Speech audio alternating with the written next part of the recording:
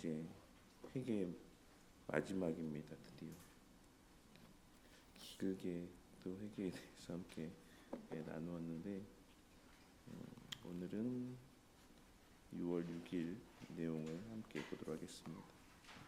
회개의 실행 방식입니다. 그래서 사실 굵직하게는 오늘 어제가 구체적으로 우리가 회개에 대해서 이야기해야 된다, 죄에 대해서 고백해야 된다, 우리의 삶에 대해서 구체적으로 살피며 죄가 없는가, 어떤 부분에서 우리가 하지 말아야 될 것을 하였고 또 해야 될 것을 하지 않았는가라고 하는 것들을 우리가 생각해 보았다라고 한다면, 그렇게 회개해야 된다라는 걸 생각해 봤다라고 한다면, 그것을 회개한다라고 했을 때 어떤 방식으로 회개해야 되는가라고 하는 것을 이제 오늘 이제 15장 6항에서 말씀하고 있습니다. 요지는 그거죠. 하나님 앞에서의 사적으로 행하는 것이 일단 기본적인 원리고, 하지만 때로는 또 공적인 필요가 있을 때에는 공적으로 회개해야 되는 것이고, 그리고 사실 이 내용들 가운데 요지는 그 죄를 범한 실제 당사자가 있을 때에는 그와의 관계 속에서 반드시 그에 상응하는 어떤 용서함을 구하는 모습들이 필요하다. 이것이 웨스트민스터 신앙고백서 15장 6항이 말씀하고 있는 요지라고 할 수 있습니다. 그래서 이 6항과 가장 직접적으로 연결되어지는 사실 가장 흔한 예시는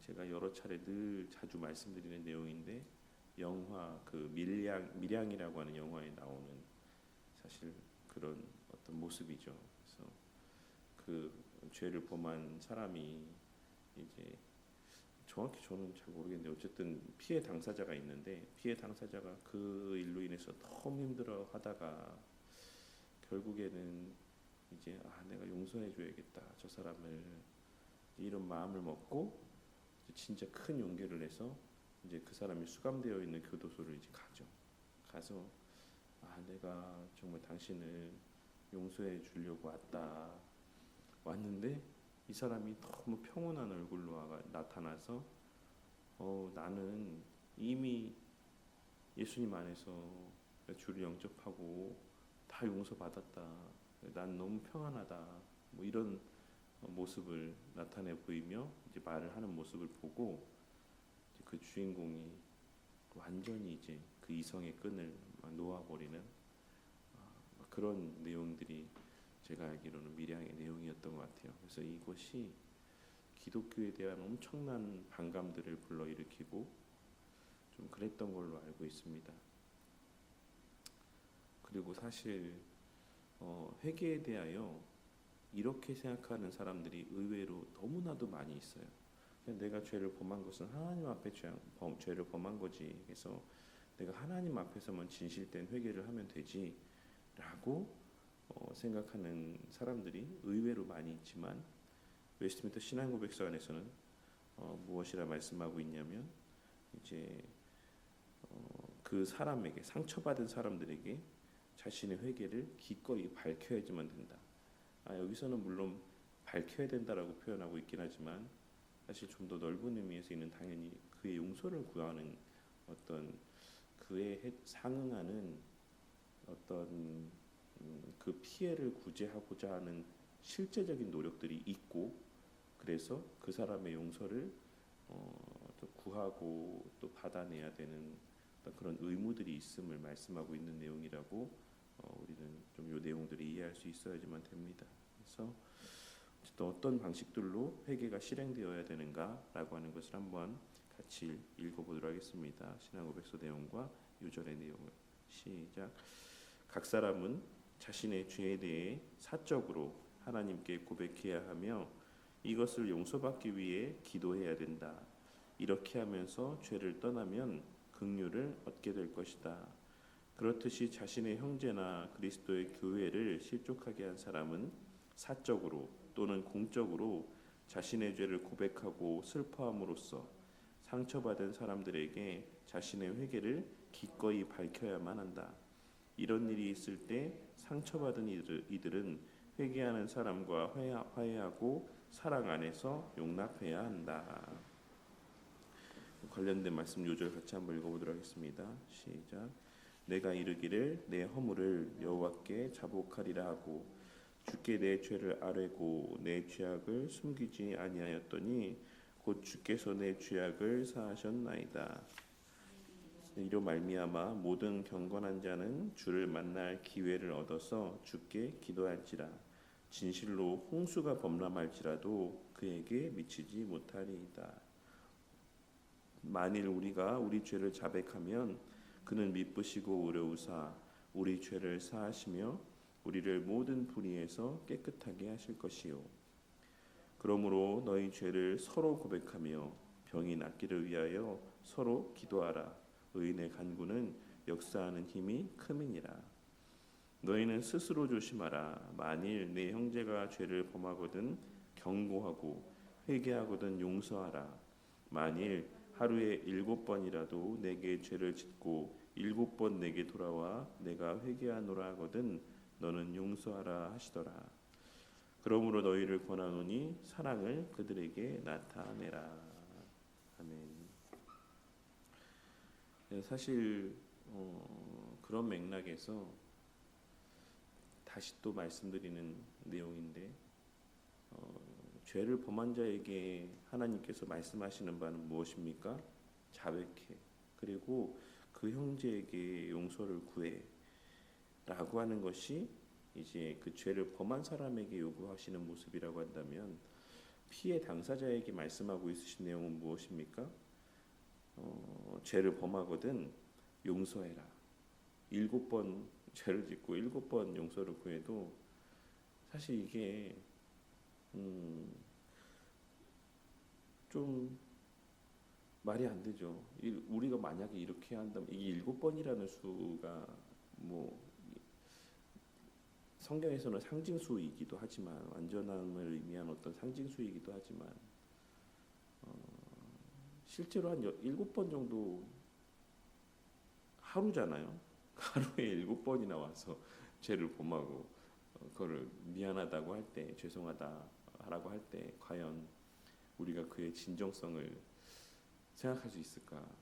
저 거짓말이야. 저 일부러 그러는 것 같아. 저거 막 이렇게 생각할 수 있겠지만 하나님은 그럼에도 진심으로 용서를 해줘라라고 말씀하고 있는 것.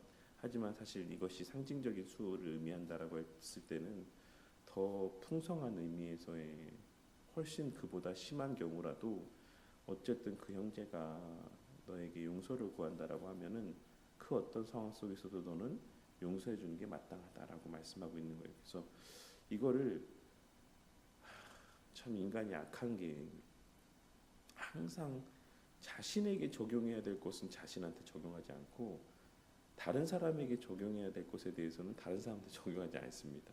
그래서 서로가 이 말하는 거죠. 야, 성경에서 너 이렇게 당사자한테 용서를 구하라고 했잖아. 막 이렇게 막 그 죄 범한 사람한테는 막 그렇게 얘기하고 또 죄 범한 사람은 뭐 오히려 뭐 방귀 낀 놈이 성낸다고 너 성경에서 용서해 주라고 얘기했는데 너 내가 이렇게 왜 미안하다 하는데 왜 안 받아들여 막 이렇게 이야기하는 이런 어이없는 상황들이 펼쳐질 수가 있는 것이죠. 근데 항상 말씀드리지만 모든 하나님의 말씀은 그 듣는 당사자에게 주시는 말씀입니다. 그래서 죄를 범한 사람은 죄를 범한 자에게 말씀하시는 바에 귀를 기울여야 되는 것이고 또 피해를 당한 자는 그 피해를 당한 자에게 하시는 말씀에 우리는 귀를 기울여야지만 됩니다.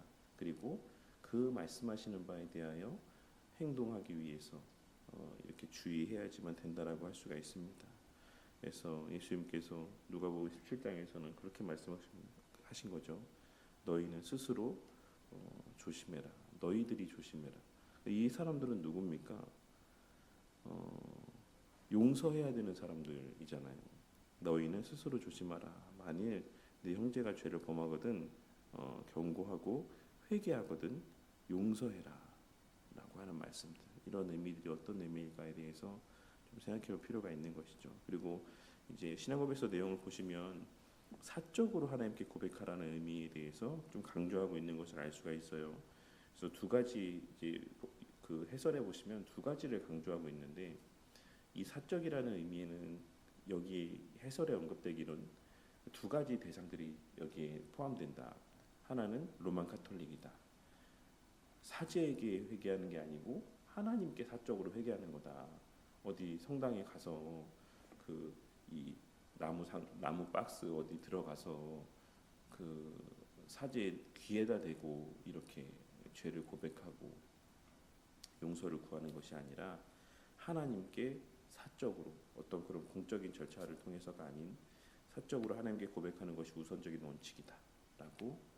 그러니까 여기 첫 번째는 사적으로 하나님께의 방점이 좀 더 있는 거고, 또 한 대상들은 제침례파, 제세례파 뭐 이런 경우에 또 극단적인 되게 개혁주의를 추구하는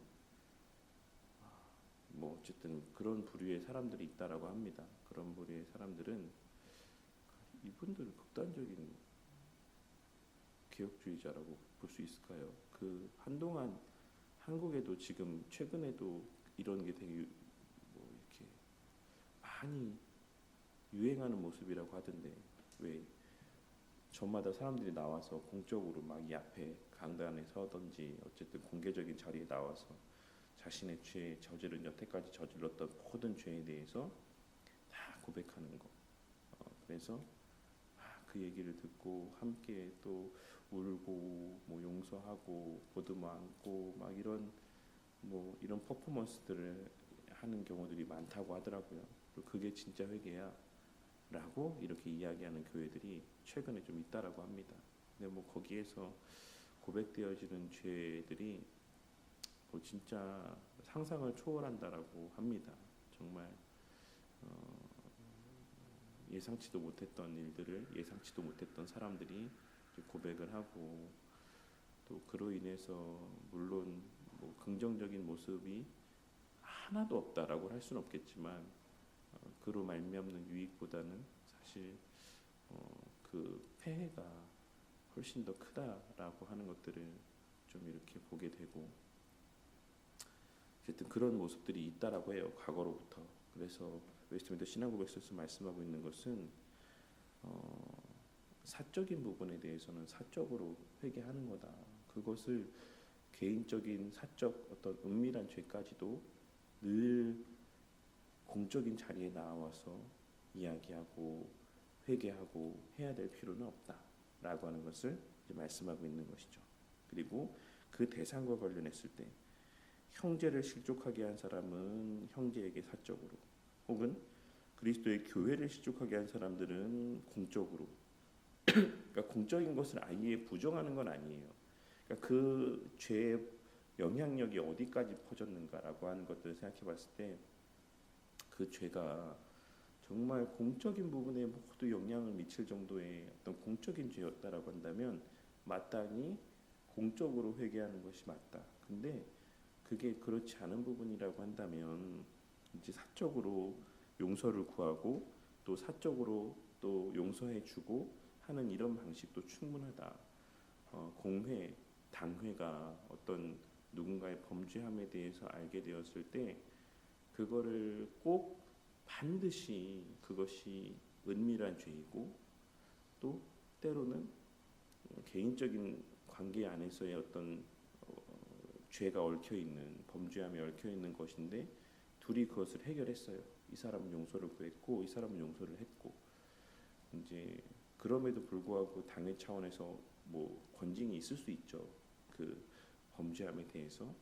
하지만 그 모든 진행 절차나 결과들을 언제나 꼭 공회 앞에서 다 이야기할 필요는 없다라고 하는 의미도 담겨 있습니다. 무슨 말인지 이해하시겠죠?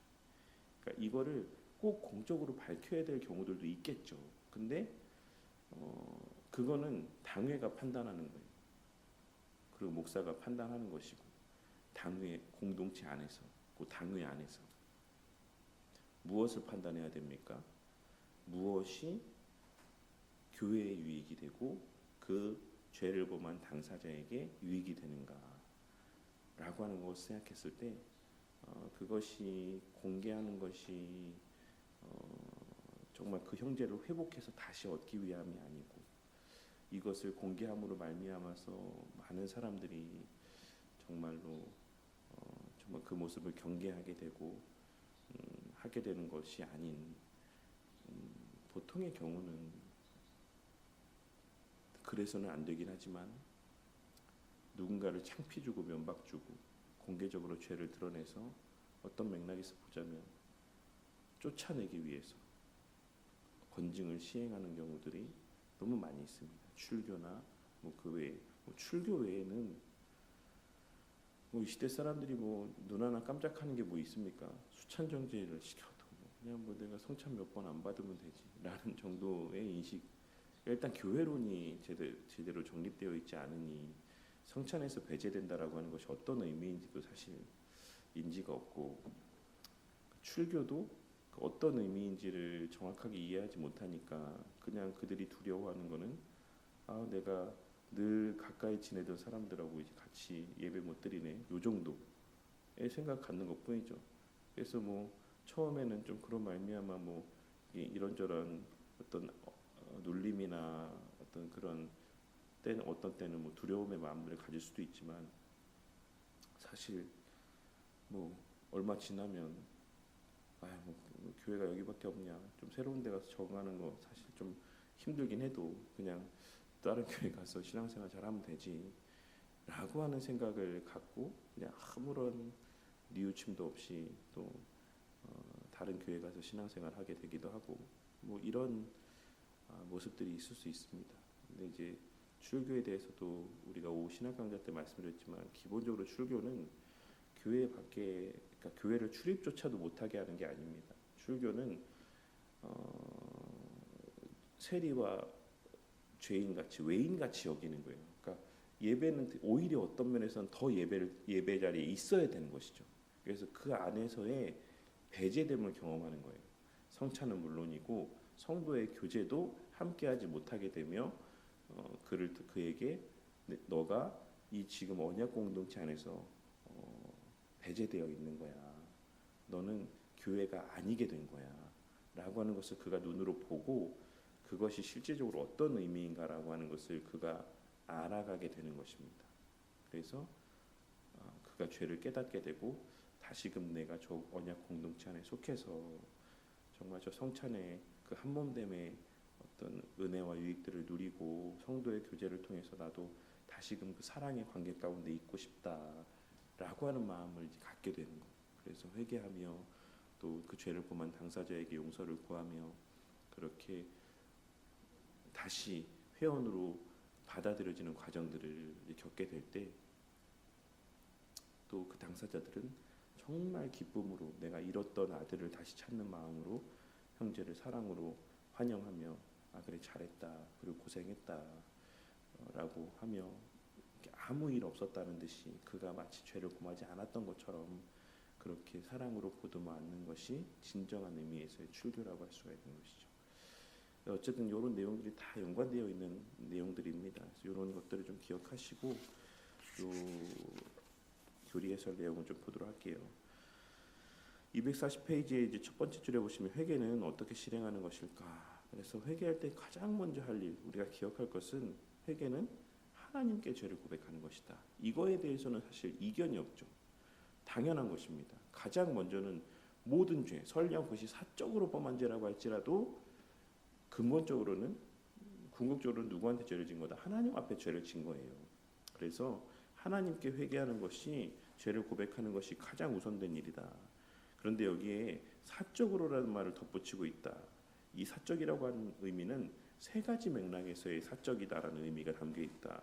위에서 6번째 줄에 첫 번째는 로만 카톨릭에서의 이야기하고 있는 앞서 말씀드렸던 것처럼 사제를 향한 이 밑에 보시면 귀에 대고 하는 고백이라고 되어 있는 것처럼 원래는 요즘에는 제가 이제 영화나 어디서 제가 성당의 미사나 이런 실제 이걸 경험해 본 적이 없으니까 이런 영화나 드라마에서 보는 걸 보면 좀 되게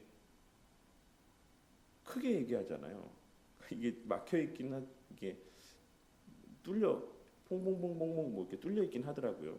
무슨 뭐 어디 관공서 가면 뭐 면회장에 이렇게 구멍 뚫려서 막 들을 수 있게 되어 있는 것 정도로 이렇게 뭐 뚫려 있긴 한 것 같은데, 그래도 거리가 있기 때문에 좀 어느 정도 크게 얘기해야 되고, 만약에 그런 사람이 있을지 모르겠지만 그 고해성사 하는데 만약 누군가가 밖에서 귀를 이렇게 대고 있으면 다 들을 수 있을 여건이 되어 있는 것 같아요. 근데 귀에 대고 하는 고백이다라고 하는 의미 가운데에는 이제 그 아주 그 사람에게만 들릴 정도로 이제 죄를 고백하는 어떤 행위다라는 의미들이 담겨 있다라고 할 수가 있겠죠. 근데 어쨌든 요는 사람에게 하는 거다. 근데 웨스트민스터 신앙고백서 안에서는 죄는 하나님께 고백하는 거지 사지에게 고백하고 용서를 구하는 게 아니야라고 하는 것을 말씀하고 있는 것이고, 두 번째로는 율법 폐기론자들에 대한 경계입니다. 그래서 죄를 고백할 필요가 없다라고 이야기하는 사람들도 있어요. 네, 그래서 어쨌든 그런 내용들에 대해서 아니, 모든 사람은 죄를 범했을 때 하나님 앞에 고백해야지만 돼라고 하는 것을 말씀하고 있는 겁니다. 용서받기 위해서 기도해야지만 돼. 이것은 이제 지난 시간에 나누었던, 그리고 또 구체적으로 그 죄에 대해서 우리는 낱낱이 하나님 앞에 고백하고 용서를 구하는 모습이 있어야지만 된다. 왜냐하면 그게 수단이거나 뭐 그것 때문이 아니라 그것이 마땅한 용서받은 자의 결과적인 모습이기 때문에 그래. 그리고 그가 그리스도의 그 용서 가운데, 죄사함의 은혜 가운데 있다라고 하는 하나의 또 표징이 되고 또 결과적인 모습이 되기 때문에 그래라고 웨스트민스터 신앙고백서는 말씀하고 있는 것이죠. 그리고 세 번째는 뭡니까? 다음 페이지 241페이지의 일곱 번째 줄 위에서 본 끝으로라고 써 있는 재침례파의 신앙 관행에 비추어 신앙고백서의 교훈을 생각해 볼 수 있다.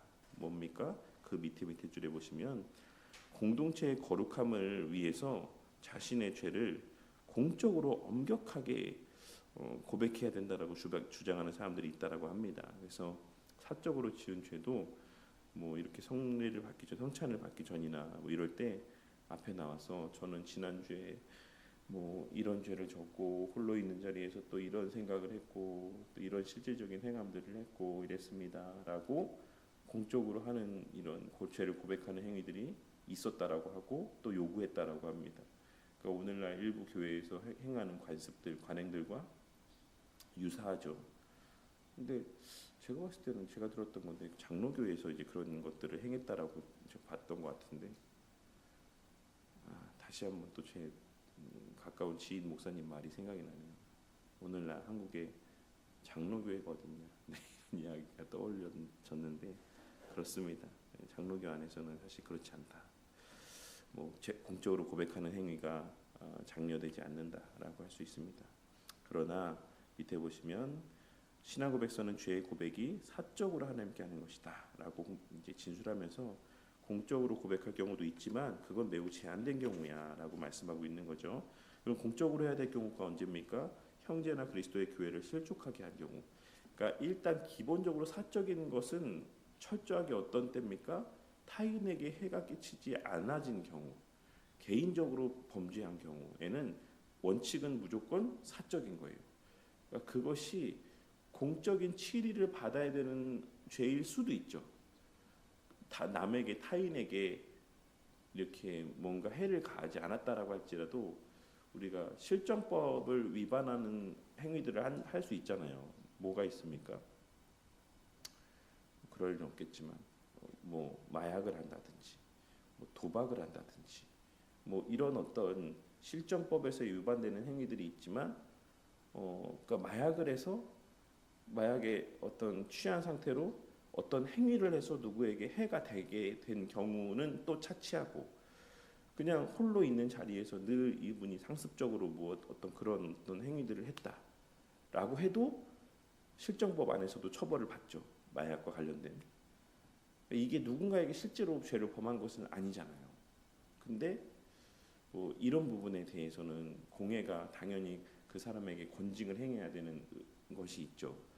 그 사람의 잘못을 지적하고.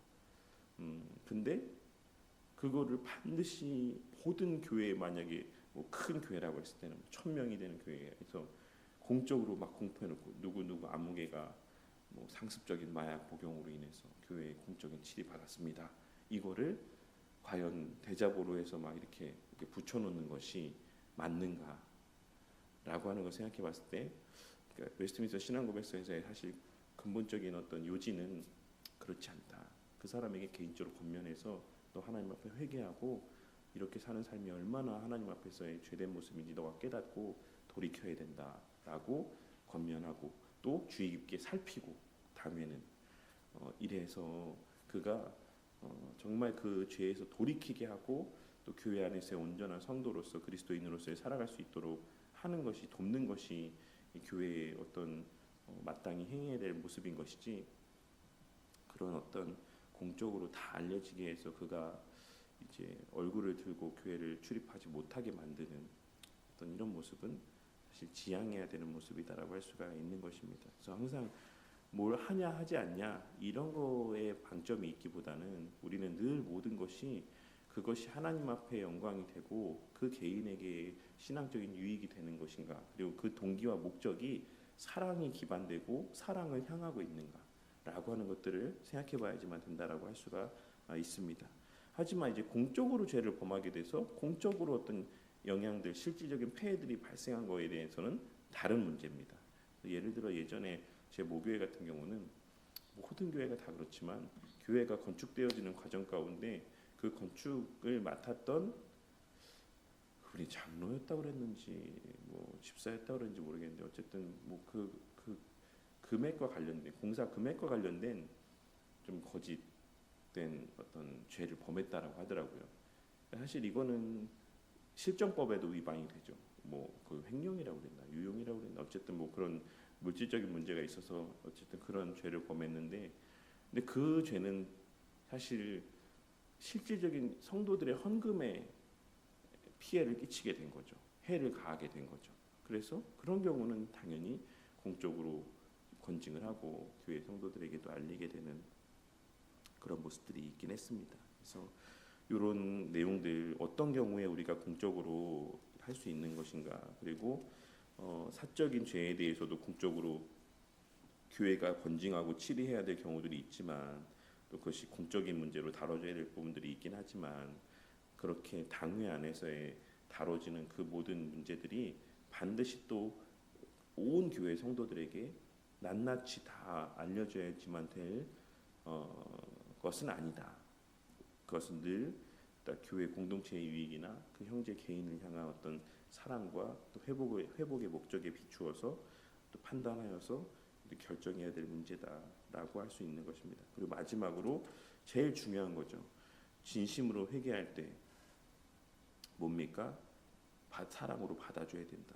이것도 너무 안 되는 일이죠. 우리나라 같은 이런 문화권 안에서는. 위에 보시면 공개적으로 수치스럽게 만들어서 공동체에서 내보내기 위함이 아니다.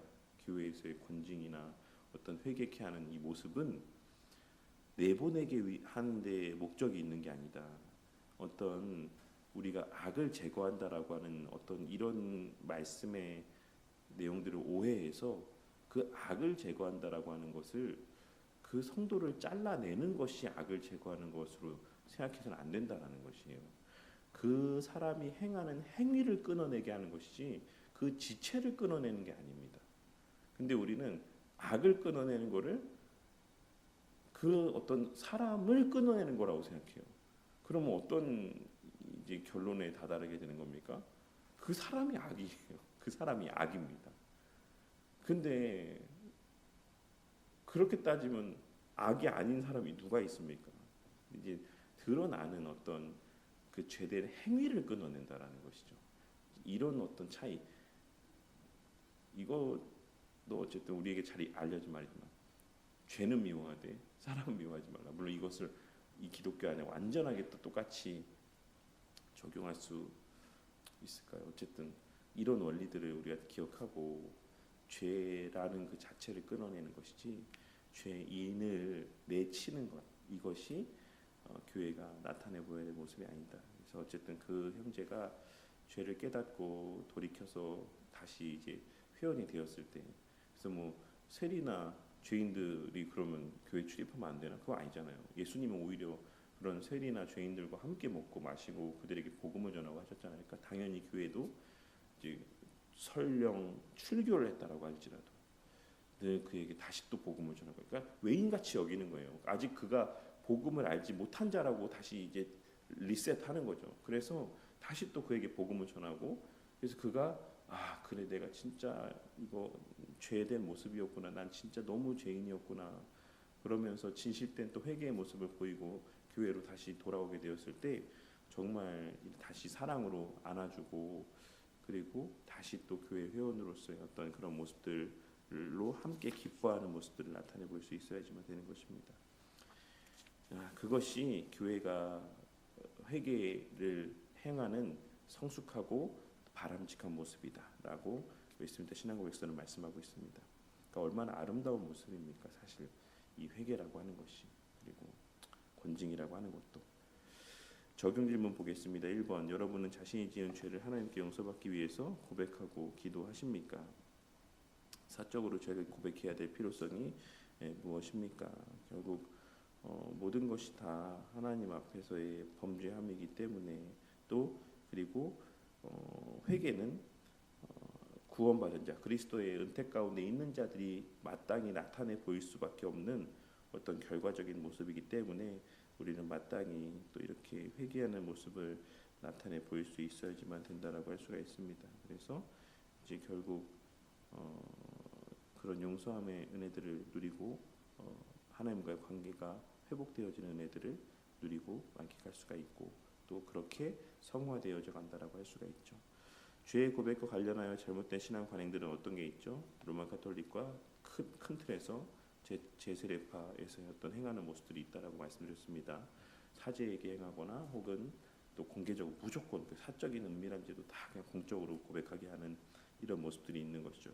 그 가운데 이제 후자와 관련해서 3번을 말씀하고 있는 것 같아요. 좀 더 구체적으로 어떤 신앙단체는 그런 거 보면 어쨌든 어떤 신앙단체는 공적인 집회에서 사적인 죄를 공개적으로 고백하는 일들을 그 공동체가 거룩하다는 것을 보여주는 증거로 삼으며 자랑합니다. 우리 교회는 이래. 우리 교회는 다 죄를 낱낱이 고백하고 우리가 다 거기까지 함께 회개하고 같이 울고 막 이러면서 정말 거룩을 추구하는 교회야라고 이렇게 이야기하는 분들이 있어요.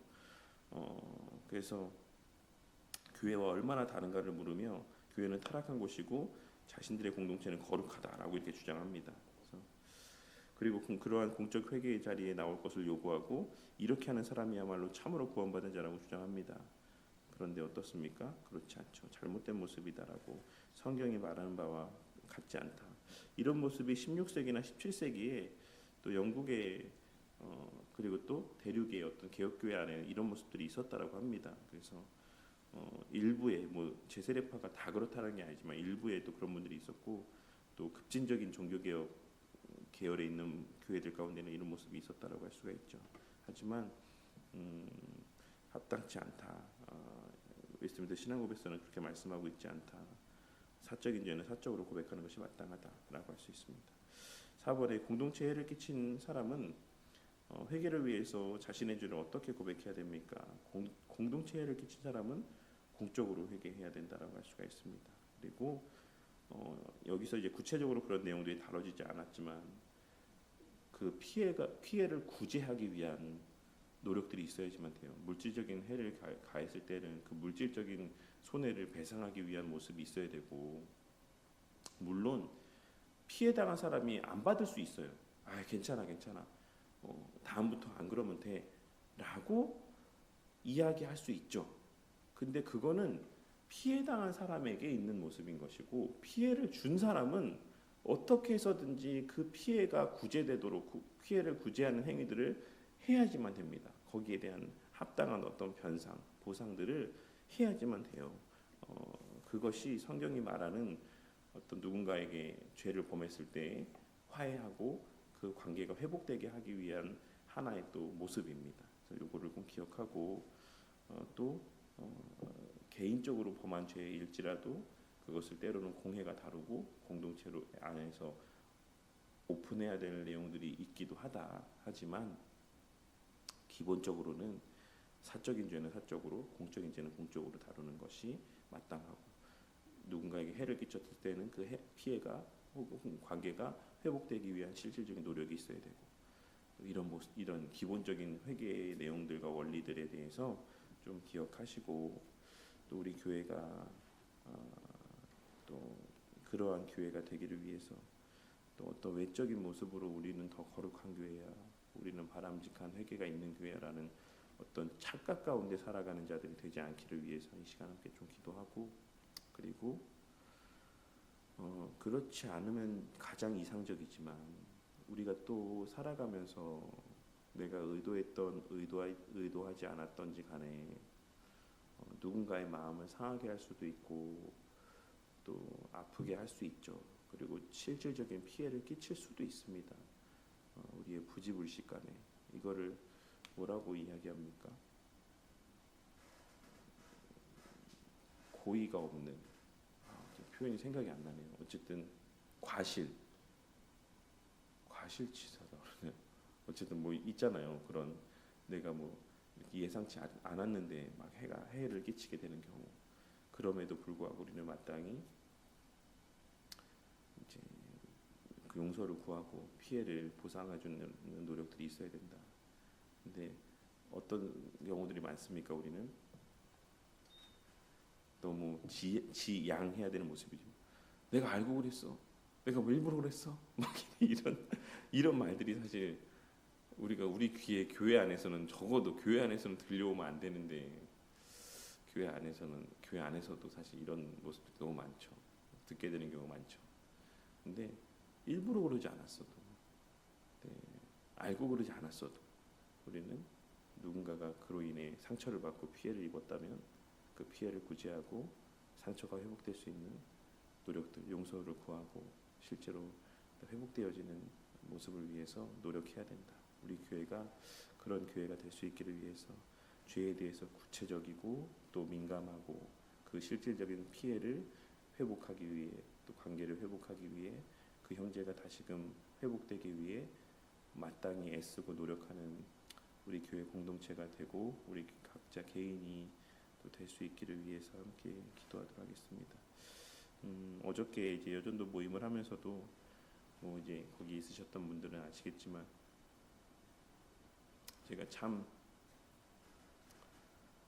돌아와서도 회개를 많이 하고 그 자리에서도 이제 많은 용서를 구하는 이제 말들을 했는데 저의 진심입니다. 우리가 또 안 그래도 공교롭게 회개를 계속 매일 다루고 있으니까 회개의 내용들 가운데 뭐가 있다라고 이야기했죠.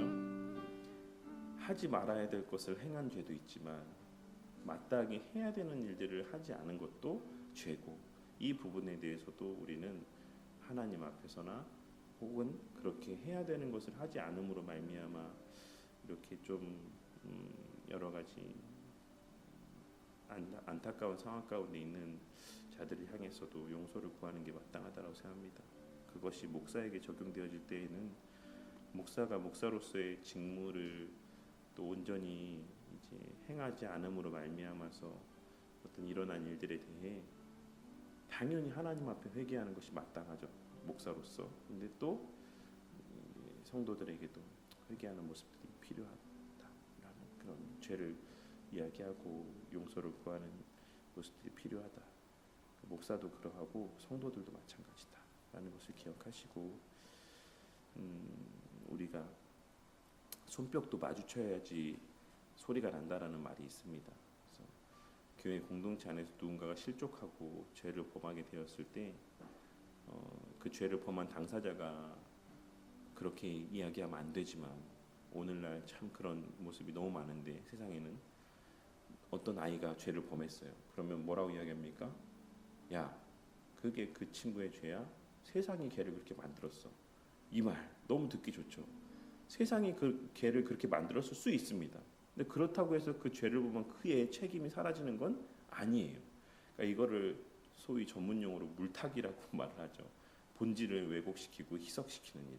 네, 아닙니다. 그래서 당사자는 죄를 범한 게 맞고 그의 죄에 대한 책임을 짓는 게 맞아요. 하지만 공동체는 그 아이에게만 모든 책임을 덮어 씌우고 너의 잘못이야, 뭐 그런 환경 가운데 있다고 다 그렇게 돼? 이렇게 막 이야기하는 뭐 이런 모습은 아니죠. 혹 우리가 해야 될 도리들을 사회가 혹은 교회 공동체가 해야 될 마땅한 의무들을 하지 않은 부분들은 없는가? 그래서 이 성도가 이렇게 실족하게 되고 넘어지게 된 건 아닐까? 이런 생각도 가져야 마땅한 겁니다.